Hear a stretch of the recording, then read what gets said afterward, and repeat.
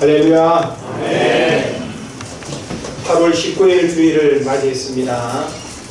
새벽 이슬 같은 하나님의 은혜가 우리에게 임하기를 원합니다. 아멘. 강물 같은 하나님의 사랑이 우리 안에 넘치기를 원합니다. 아멘. 폭포수 같은 말씀이 우리 가운데 생명으로 경험되기를 원합니다. 아멘.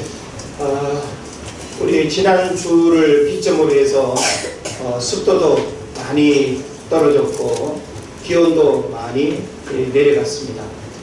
강원도 며칠 다녀오면서 금요일 날 아침은 아침 기온이 한 15도까지 이렇게 내려가대요. 그러니까 기온차가 굉장히 이제 커진 셈이고 새벽녘에는 서로 이불을 당겨서 자지 않으면 잠을 이룰 수도 없을 만큼 이렇게 갑작스런 날씨의 변화를 경험하면서 참 이런 날이 올까 싶을 만큼 지난 7, 8월 2달여간 많이 힘들고 어려웠는데 또 하나님께서 날씨의 변화를 통해서 웃을 수 있고 행복을 느낄 수 있는 계절의 변화를 주셔서 하나님 앞에 감사를 드립니다. 신앙생활을 우리가 어떻게 정의를 할 수 있을까요? 나름 여러 가지로 우리가 말할 수 있을 텐데 오늘 저는 여러분에게 신앙생활은 시야 넓히기라고 이렇게 말하고 싶습니다. 우리가 무엇을 바라보는 시야를 넓히는 것, 이것이 어떤 면에서는 신앙생활이다라고 이렇게 볼 수 있습니다. 다시 말하면 우리가 신앙생활을 하기 이전에는 그저 우리의 본능적으로 우리의 시선이 머물고 바라보는 대로 그냥 바라보면서 이렇게 살아가게 되는데 믿음 생활은 우리가 믿음 생활 이전에 보지 못했던 것들을 보게 되고 품게 되고 바라보게 되는 그런 면에서 신앙생활은 시야 넓히기라고 이렇게 생각을 해볼 수 있습니다. 우리가 인간관계 속에서 속이 좁은 사람과 친구로 이렇게 만난다는 거 얼마나 불편한지 모릅니다. 눈앞의 것만 늘 바라보고 그 이상을 바라보지 못하는 사람을 우리가 이웃으로 만난다고 한다면 참 이 삶의 한계를 느끼면서 더 이상 그 사람에게서 우리가 배울 수 있는 행복할 수 없는 조건이 없기 때문에 인간관계에 또 많은 이제 문제들이 발생하게 될 겁니다. 그런 면에서 우리는 안목의 시야, 또 마음의 시야, 또 생각의 시야, 또 꿈과 비전의 시야를 끊임없이 넓혀야 된다고 하는 측면에서 저는 이제 하반기가 벌써 시작이 되었지만 여름 무더위를 지나면서 이제 선선한 바람이 부는 이 가을 옆에 저와 여러분이 우리 믿음의 시야를 넓힘으로 인해서 이전에 우리가 보지 못했던 것들을 다시금 마음에 품고 눈에 보여지는 것들만 바라보던 그 삶에서 하나님이 보여주시는 그 놀라운 믿음의 안목을 통해서 여러분 삶에 새로운 기쁨과 행복이 경험될 수 있기를 바랍니다. 우리가 제자훈련 이렇게 하게 되어질 때 가장 그 처음 시간에 훈련받는 초점이 뭔가 하면 영적 안목 교정이라고 이렇게 합니다. 우리가 세상을 바라보며 살았던 그 시각을 바꾸는 거죠. 그래서 세상을 바라보던 그 관점에서 이제는 주님을 바라보는 관점으로 우리의 또 세속적인 관심사로부터 우리의 또 관심사의 방향을 바꾸는 것, 이런 영적인 안목 교정이 되지 않으면 우리가 그리스도의 제자가 될 수 없고 구별되는 하나님의 백성으로 살아간다는 것 대단히 어렵습니다. 그런 면에서 우리의 믿음 생활은 바로 이런 영적인 안목 교정으로부터 시작된다라고 이렇게 볼 수 있는 거죠. 시력 저하의 다양한 원인들, 그리고 근시나 원시, 난시 혹은 사시 등 우리가 눈이 불편하면 마음이 어두워질 수밖에 없고, 사람은 눈이 가는 대로 마음이 가고, 눈이 감기면 마음도 감기고, 눈이 뜨이면 마음도 열리는 거예요. 그 페이스북에 보니까 어떤 애기가 아마 선천성 어떤 장애를 입은 것 같아요. 소리는 이제 이렇게 듣는데 보지 못하는 거죠. 그래가지고 저 미국의 유명한 안과 의사한테 이제 수술을 받아서 이제 시력을 되찾아서 보게 되는 그 짤막한 영상을 제가 본 적이 있습니다. 그러니까 아이는 어려서부터 엄마의 목소리는 들었는데 이제 엄마를 이제 보게 되는 상황이 이제 된 거죠. 그래서 안대를 떼어내고 그리고 이제 서서히 그 빛에 눈이 이렇게 반응하면서 눈이 이렇게 시끄럽고 그리고 이제 겨우 눈이 이렇게 띄어지면서 엄마를 바라보고 그리고 소리로만 듣던 다양한 것들을 이렇게 보게 되는 그 상황이 얼마나 감동적이었는지 모릅니다. 우리는 태어나면서 지금까지 그런 장애와 불편을 겪지 않았기 때문에 보는 것이 주는 유익과 기쁨을 우리가 별로 이렇게 감사하지 못할 때가 많습니다. 그래서 어느 책을 보면 우리 몸이 1000양이라면 눈이 900양 이렇게 표현하는 경우도 있습니다. 그만큼 우리 눈이 중요하다고 하는 사실이죠. 그래서 좋은 눈, 밝은 눈, 사물을 잘 인식하는 눈, 넓게 멀리 볼 수 있는 눈을 가지고 있다면 얼마나 행복할까라고 하는 생각을 해보는 것입니다. 무엇보다 저는 믿음이 있다라고 하는 것은 그 믿음의 어떤 내용과 평가를 뭘로 할 수 있겠습니까? 사실 우리가 누가 믿음이 있다, 저 사람이 믿음이 좋다, 믿음이 깊다라고 하는 거 어떤 기준으로 그렇게 평가할 수 있을까요? 결코 쉽지 않은 일인데 우리가 믿음이 있다라고 하는 것은 시선의 높이와 더불어서 시선의 넓이로 평가할 수 있는 문제가 된다는 거예요. 우리는 믿음의 사람을 그 사람이 보고 있는 생각과 마음과 그리고 이 꿈과 비전의 그런 안목을 통해서 저 사람 진짜 큰 사람이다. 저 사람 뭔가 장래의 희망이 보인다. 뭔가 저 사람 큰 인물이 될 거야 라고 하는 가능성과 기대는 그의 눈에 보여지는 외모에 있는 것이 아니라 그의 내면에 무엇을 바라보고 무엇을 품고 있느냐가 그 사람의 미래를 결정하는 것입니다. 할렐루야. 그러면 우리는 우리가 사물을 보는 밝은 눈도 우리에게 필요하지만 이 눈과 더불어서 우리 마음의 눈이 밝아지는 것. 그래서 성경은 에베소서에도 너희 마음 눈을 밝히사라고 하면서 마음 눈이 밝아진다라고 하는 것.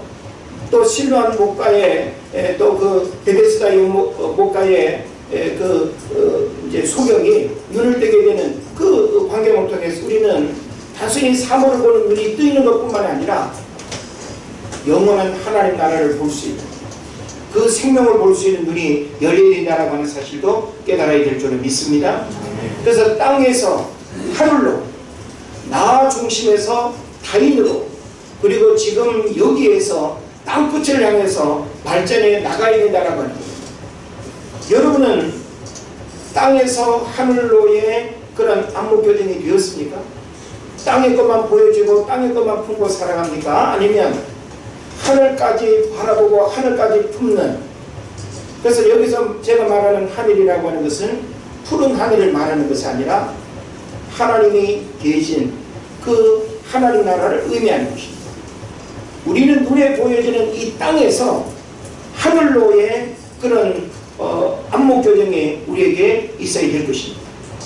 그리고 나 중심에서 타인으로, 모든 사람들은 기본적으로 자기중심적인 삶을 살아가기를 원하는 그런 본능적인 욕구들이 다 있죠. 그러나 정말 우리가 뒤를 돌아보면서 가장 우리 인생이 기쁘고 의미 있는 삶이라고 하는 것은 타인을 위해서 희생하고 봉사하고 배려하고 사는 그 삶이 나 중심의 삶보다 훨씬 더 가치 있고 의미 있다는 하는 사실을 알게 되는 것입니다. 그리고 우리는 지금 내가 서 있는 이 자리에서 땅끝이라고 하는 미지의 세계, 그리고 하나님이 내게 사명을 주셔서 그 사명 때문에 살아가야 할 그 인생의 넓이, 그 먼 사명의 그 자리들을 바라보는 것, 우리에게 대단히 중요한 것입니다. 그래서 영적인 깊이라고 하는 것은 무엇인가? 바로 눈에 보이는 것으로부터 눈에 보이지 않는 것으로 나아가는 것입니다. 오늘 많은 사람들이 눈에 보이는 것에 만족하고 눈에 보이는 것이 전부인 걸로 생각하며 살아가는 사람들이 많습니다. 그러나 우리는 분명히 눈에 보이는 게 전부가 아니라고 하는 사실을 믿음 생활을 통해서 깨닫게 되고, 그래서 눈에 보이는 것으로부터 눈에 보이지 않는 것으로 나아가야 된다라고 하는 이 시각, 시야 넓히기가 중요하다는 것을 알게 되는 것입니다. 또 우리는 경험한 것으로부터 경험하지 않은 것으로 나아가야 됩니다. 우리는 나름 경험한 것이 나의 어떤 전부라고 생각하는 경향들이 있습니다. 내가 먹어보고 가보고 해본 것이 진리이고, 그리고 또 내가 경험한 세계의 어떤 전부라고 생각하는 경향들이 있습니다. 그러나 경험하지 않은 것들이 훨씬 더 우리 삶에 많다라고 하는 사실을 생각해 본다면, 경험한 것으로부터 경험하지 않은 곳으로 나아가는 영적인 모험과 삶의 도전은 바로 우리의 시야를 넓히는 아주 중요한 또 비결이 된다는 사실을 알 수 있습니다. 또 우리는 과거로부터 미래로 나아가야 되겠고요, 상식 안에서부터 상식 밖으로 나아가야 됩니다. 자신의 내면에서부터 타인의 내면으로 또 들어갈 수 있어야 됩니다. 또 가설로부터 검증의 단계까지도 발전할 수 있어야 됩니다. 지금 제가 여러분에게 말씀드리는 이와 같은 것들은 우리가 머물러 있는 그 삶의 자리에 안주하지 말고, 하나님이 우리에게 믿음을 주셔서 더 넓은 세상을 바라보면서 시야를 넓히기를 원하는 그 안목을 우리가 품어야 된다는 하는 사실을 여러분 깨달으시기를 바랍니다. 그래서 특히 우리가 에베소서의 말씀을 보게 되면, 우리가 수요일에 에베소서의 말씀을 요즘 나누고 있는데요, 에베소서에 보면 바울이 말하는 복은 눈에 보이는 복이 아니라 영적인 복이고 신령한 복, 땅에 속한 것이 아닌 하늘에 속한 복이라고 하는 사실을 우리에게 가르쳐주고 있습니다. 있습니까? 그래서 이 신령한 복을 볼 수 있는 데까지 우리의 시야를 넓혀야 하고, 이런 넓은 시야가 확보되면 땅에 있는 일시적인 복들을 다 빼앗겨도 마음의 기쁨은 빼앗기지 않게 된다라고 하는 사실을 사도 바울이 우리에게 교훈을 주고 있습니다. 그래서 우리가 마태복음 5장을 보면 팔복 산상수훈 가운데 팔복에 대한 이야기가 나오는데, 그 팔복도 어떤 면에서는 신명의 가난한 자로부터 그 8가지의 복은 단계적으로 올라가는 복입니다. 넓어지는 복이에요. 그러니까 이 팔복의 메시지를 나중에 또 한번 여러분과 나눌 수 있는 기회가 있겠지만, 우리는 이 팔복에 대한 메시지를 여러 차례 제자훈련을 통해서도 우리가 나누었고, 이 팔복의 가르침이 얼마나 영적인 깊이가 있고 또 우리에게 많은 도움을 주는지 우리가 잘 알고 있습니다. 이 팔복은 서로 대조적인 측면도 있고 1복부터 4복까지 5, 6, 7, 8복이 있는데 서로 그 하나하나가 대조적인 그런 특징이 있으면서 발전적인, 계속 이렇게 발전시켜 나가야 하는 그런 의미를 갖고 있다는 사실을 알아야 되는 것입니다. 그래서 우리는 성경은 끊임없이 믿음의 시야를 넓혀야 될 뿐만 아니라 성경의 가르침은 바로 이 말씀 하나하나를 통해서 우리가 품고 있는, 그리고 우리가 경험하고 있는 그것이 전부가 아니라 그 이상의 것들을 끊임없이 경험하고, 그리고 또 이렇게 넓게 번져나가야 된다고 하는 사실을 말해 주고 있습니다. 우리가 인물로서 한 가지 예를 좀 살펴본다면 다윗을 우리가 좀 주목을 했으면 좋겠는데요, 다윗이 왕이 되기까지의 과정과 왕이 된 이후에도 참 다윗은 굉장히 많은 고난과 핍박과 생명의 위협을 경험했습니다. 그런데 이 다윗이 그야말로 시야 넓히기라고 하는 영적인 안목, 믿음의 그 넓이가 더해지지 않았다고 한다면 아마 그 순간순간 넘어지고 실족할 수 있는 그런 상황들이 대단히 많이 있었습니다. 그래서 우리가 이 성경을 보게 되면 특히 사무엘상이죠. 사무엘상 23장을 우리가 보게 되면 이 다윗이 사울에 쫓겨가지고 죽음의 어떤 위기를 당하는 그 많은 어떤 순간에서 사울을 죽일 수 있는 그런 어떤 기회들이 오지만 이 다윗은 사울을 죽이지 않을 뿐만 아니라 오히려 요나단을 비롯해서 주변 환경이 그리고 하나님께서 친히 다윗의 삶을 더 선하게 인도하시고 그리고 다윗의 그 안목을 여러 어떤 사건과 일들을 통해서 계속 넓혀줍니다.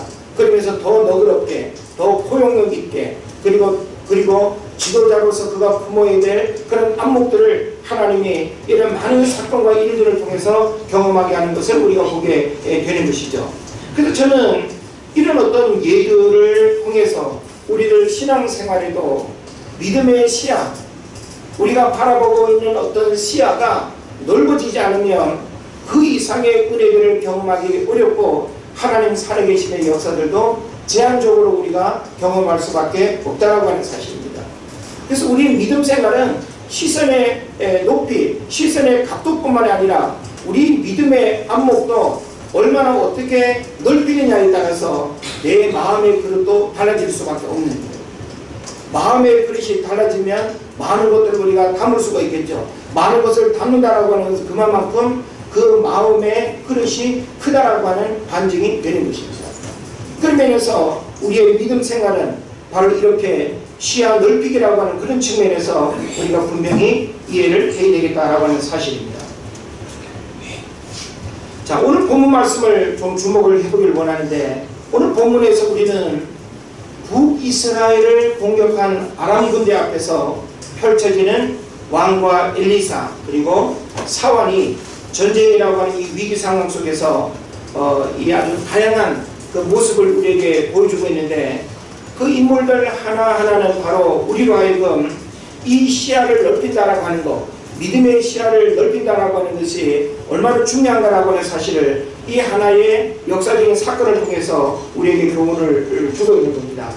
자, 그래서 저는 본문에서 하나님을 믿는 우리들이 믿음의 시야를 왜 가져야 되는지를 가르쳐주고 있는 사실, 그리고 무엇보다 현실을 뛰어넘어서 하나님이 보여주시는 영적 세계가 얼마나 놀랍게 경험될 수 있는가라고 하는 사실을 우리가 알았으면 좋겠습니다. 자, 북이스라엘은 남유다보다 먼저 멸망을 당했죠. 그런데 북이스라엘을 괴롭히고 북이스라엘을 집어삼키려고 하는 주변 나라들이 많이 있었습니다. 그 나라 가운데 바로 이 아람 나라가 이제 전쟁을 벌였는데 지금 이 내용을 보게 되면 우리 읽진 않았습니다만은 6장 그 앞부분에 보게 되면 이런 내용이 나옵니다. 아람 군대의 아람 왕이 전쟁을 이제 일으켜서 어떻게 공격하고 어떻게 북이스라엘을 집어 삼키리라고 하는 그런 이 전쟁 상황에서의 작전을 세웠는데 번번이 실패를 하는 거예요. 아주 그 놀라운 어떤 작전을 이렇게 세워놓고 그 일을 시도하려고 하면 그 비밀이 어떻게 새 나갔는지 이미 도망가거나 이미 다른 상황이 벌어져서 작전 자체가 무의미한 그런 상황이 벌어지는 거예요. 그러니까 그 성경을 보게 되면 이 왕이 아람 왕이 야 이거 내부자가 있는 거 아니냐, 적과 내통하는 누군가가 있는 거 아니냐 그러면서 도대체 침실에서 주고받은 이야기까지도 상대방이 알 만큼 이와 같은 일들이 어떻게 벌어졌는가라고 하는 그런 이야기가 나옵니다. 그러니까 그 아람 나라의 한 신하가 뭐라고 이야기하는가 하면 왕이시여 저 북이스라엘에는 한 사람이 있는데 그 사람은 왕이 침실에서 이야기하는 것까지 천리안을 가리고 있어가지고 다 보고 듣고 한다는 거예요.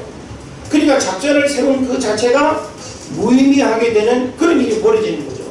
그러니까 이 아람 나라는 아주 이 이스라엘이 감히 이길 수 없는 큰 군사력을 가지고 있음에도 불구하고 지금 전쟁에서 이렇게 고전하는 이런 이제 문제의 원인들을 알게 된 거예요.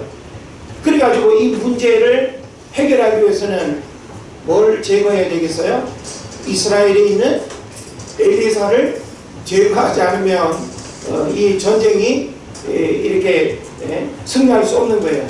그러니까 이 아람 왕이 이제 이 엘리사가 어디에 있는가를 확인합니다. 그러니까 엘리사가 도단이라고 하는 도시에 있다는 것을 알고는 이제 그 군대를 도단이라고 하는 작은 성읍을 이제 찾아가서 에워싸고 엘리사를 이제 잡아서 죽이려고 하는 이런 인간적인 방법을 선택하는 거죠. 자, 이런 어떤 상황 속에서 지금 6장 14절의 내용을 여러분이 보면 될 것입니다. 자, 왕이 이에 말과 병거가 많은 군사를 보내매 그들이 밤에 가서 그 성읍을 에워싸더라.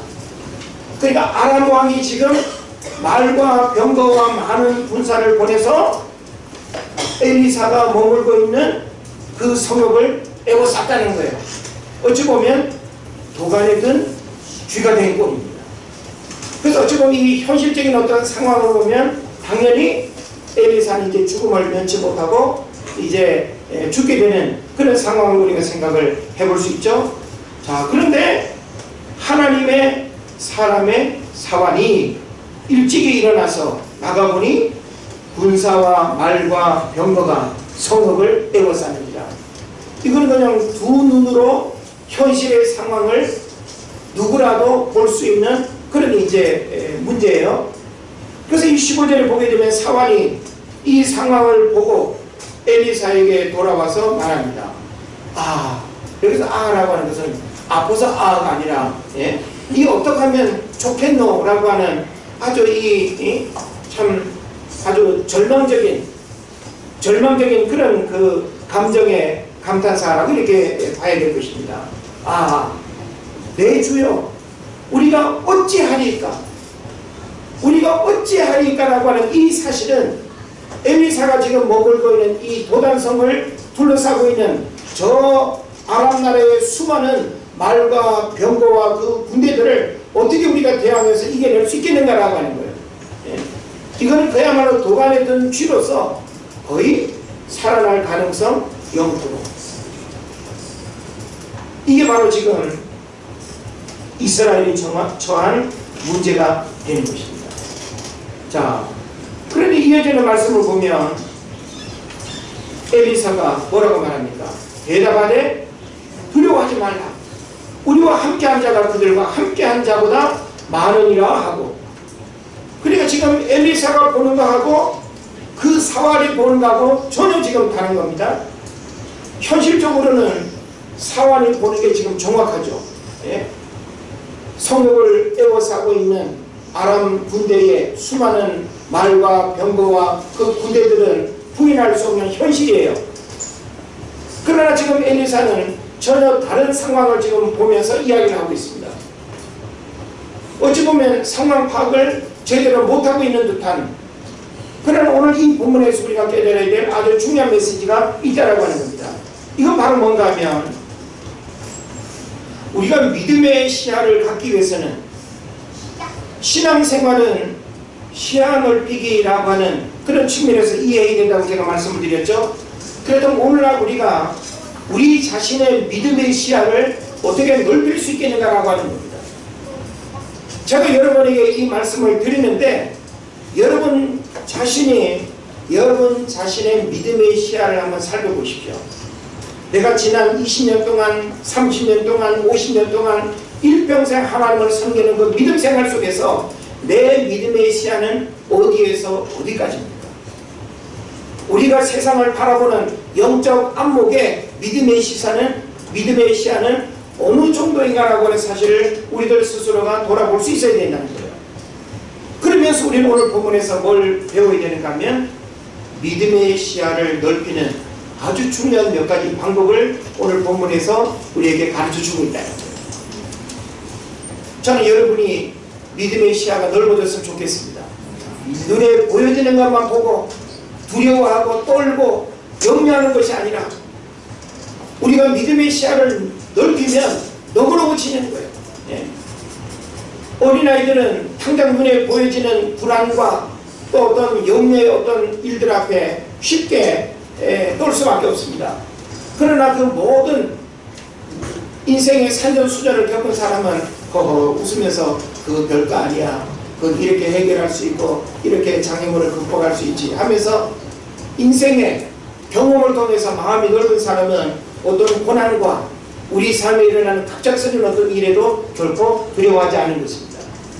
그러나 그보다 우리에게 더 큰 안목, 경험을 통해서 우리가 갖는 그 안목이 아니라 믿음의 시야를 우리가 갖게 되면 그 어떤 것도 능히 이겨내는 그런 승리자의 삶을 살아간다는 사실을 여러분 깨달으시길 바랍니다. 15절을 우리가 먼저 주목을 했으면 좋겠는데요. 믿음의 시야를 넓히는 방법으로서 한 가지를 우리가 봐야 되는데, 사환이 현실의 위급 상황을 엘리사에게 말하였지만 하나님의 사람 엘리사의 반응은 어땠습니까? 두려워하지 말아였습니다. 자, 오늘 여러분이 믿음의 시야를 넓히기 위해서는 우리 안에 다가오는 두려움을 여러분이 극복하지 않으면 믿음의 시야를 절대 넓힐 수가 없습니다.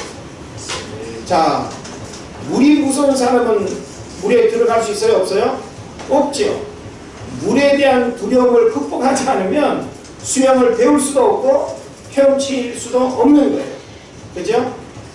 그러니까 우리가 세상을 이렇게 나가는 일에도 우리는 두려움이라고 하는 것을 극복해야 돼요.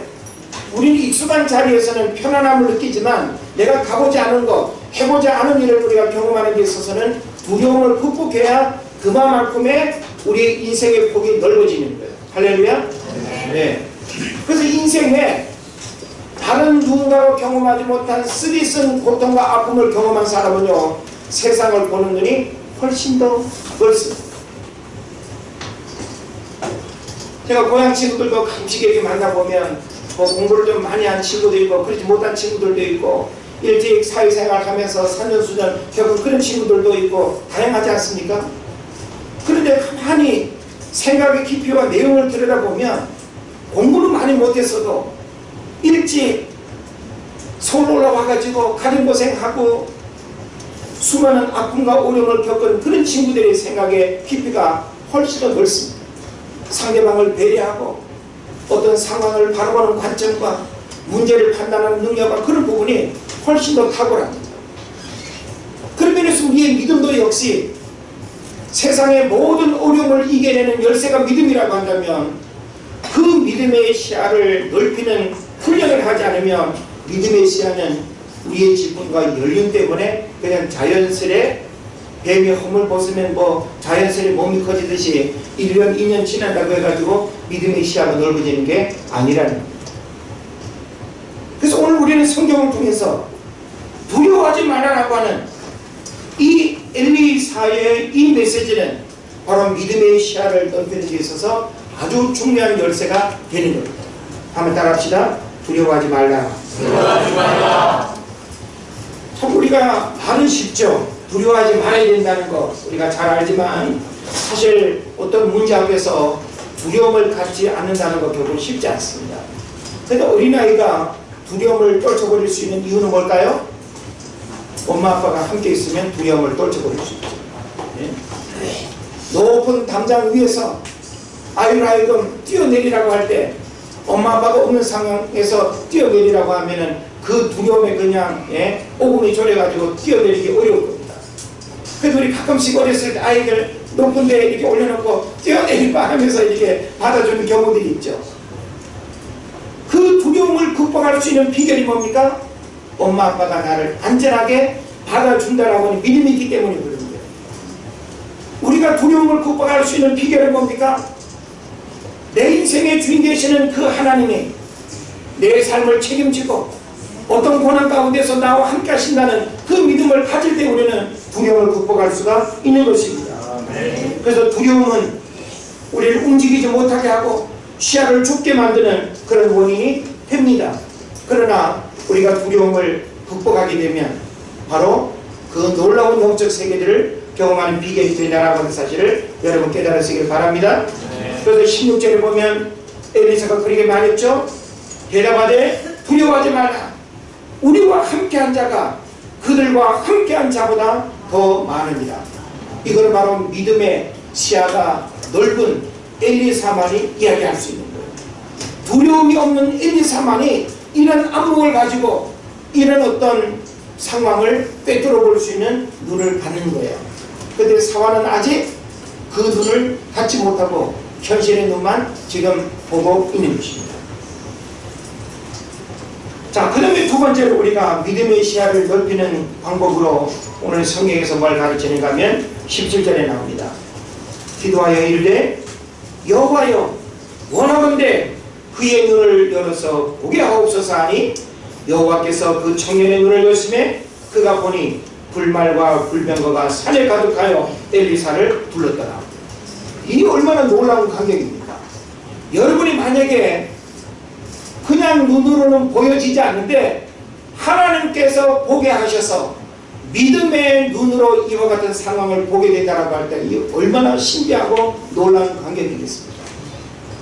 그러니까 엘리사가 두려워하지 않는 것은 아무리 수만 수천의 군대가 이 도단을 에워쌌다 할지라도 엘리사는 전혀 두려움이 없었어요.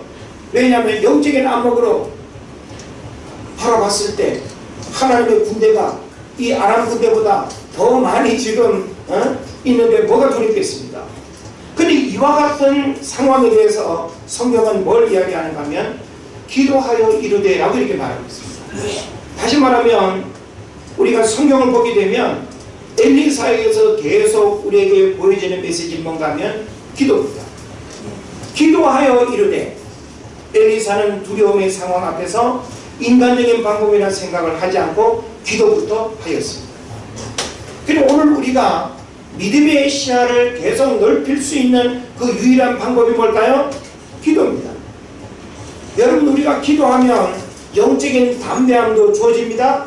그래서 우리가 두려움이라고 하는 마음도 우리가 이길 수 있지만 여러분, 기도하면 기도할수록 그 기도는 우리의 영적인 안목을 계속 넓혀주는 그런 촉매제가 된다라고 하는 사실입니다. 기도는 믿음의 시야를 넓히는 중요한 수단입니다. 기도하면 너그러워지고요, 이해되지 않고 용납하기 어려운 감정도 기도는 마음을 여유롭게 하고 상대방을 수용할 수 있는 넓은 마음을 갖게 되는 것입니다. 그런데 기도하지 않으면 사람의 마음이 옹졸해집니다. 여러분, 기도 생활 우리 하다가도 기도 생활 잘 할 때와 잘 하지 않을 때 벌써 말이 좀 거칠지 않습니까? 예? 우리가 기도 생활이 늘 있는 사람은 내가 기도할 때도 기도가 매끄러워요. 말이 부드러워요. 편안해요. 근데 기도를 이렇게 안 하다가 우리가 기도하려고 하거나 혹은 또 어떤 말을 하게 되면 왜 입이 무겁고 둔한지, 예? 기름칠을 해야 될 정도로 왜 이렇게 말이 그냥 뻐덕뻐덕하고 말이 잘 안 나오는지. 기도하면 우리의 마음이 유해지고 너그러워지고 여유로워지고 넓어집니다. 우리가 기도하지 않으면 자꾸 우리의 그 눈에 보이는 어떤 시각으로 현실만 어떠가 판단하고 현실의 문제만 우리가 보는 그런 상황에 안주하게 되는 것이죠. 그러나 기도하면 하나님의 마음이 부어져서 전혀 다른 관점에서 상황을 인식하게 되고 문제를 보는 시야도 달라지게 된다라고 하는 사실을 깨달으시기를 바랍니다. 그래서 기도하는 엘리사는 영안의 눈을 열려 있었고 넓은 영적 안목을 가지고 있었습니다. 그러나 사화는 그렇지 않았습니다. 그런데 지금 이 순간 사화는 신비한 광경을 경험하고 있는 거예요. 그죠? 조금 전까지만 해도 아람 군대의 말과 병거만 보였는데 엘리사를 통해서 같이 신비한 눈이 열려가지고 하나님의 군대가 더 많이 엘리사를 둘러싸고 있는 이걸 보니까 얼마나 놀라운 일입니까?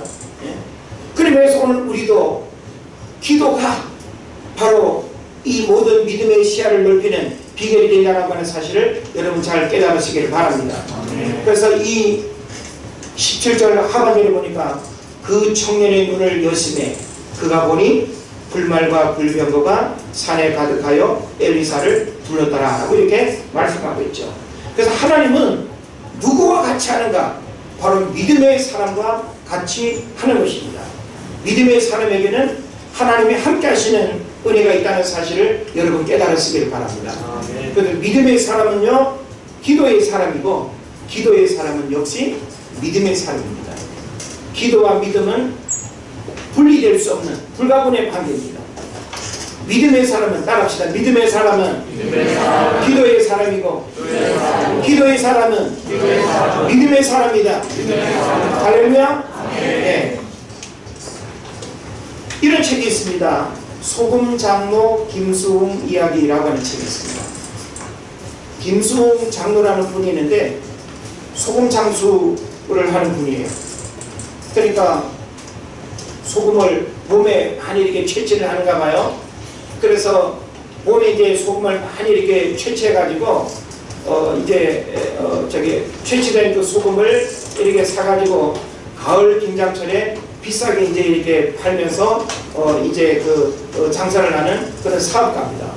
근데 한 번은 이분이 옛날에 용산 쪽에 큰 이 야적장을 이렇게 빌려가지고 거기에 3,000가만이나 이 소금을 쌓아뒀다는 거예요. 그런데 큰 태풍이 와가지고 용산 일대까지 그냥 다 덮쳐버린 거예요. 그러니까 3,000가마의 소금이 다 그냥 녹아내리고 빈 가마니만 둥둥 떠다니는 이런 상황이 되어버린 거죠. 그리고 얼마나 이 사업가에게 있어서 그런 일은 거의 알거지가 될 수밖에 없는 상황이겠습니다.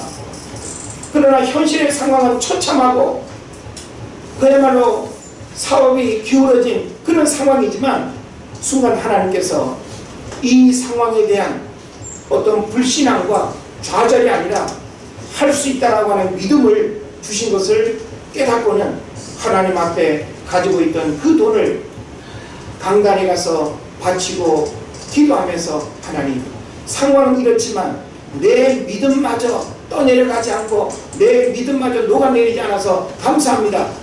그래서 결국 하나님께서 그 소금 장수 김수웅 이야기라는 책을 보게 되면 그 김수웅 장로님이 다시금 하나님께서 이 강원도에서 그 소금을 이렇게 이제 계약을 하게 되는데 그 계약을 사실은 하기가 어려운 건인데 나는 예수 믿는 사람이고 내가 최선을 다해서 약속을 지킬 테니 이 계약을 성사시켜달라고 그래가지고는 그 약속을 이렇게 지키면서 다시금 이제 재개하게 되는 그런 이야기를 담고 있습니다.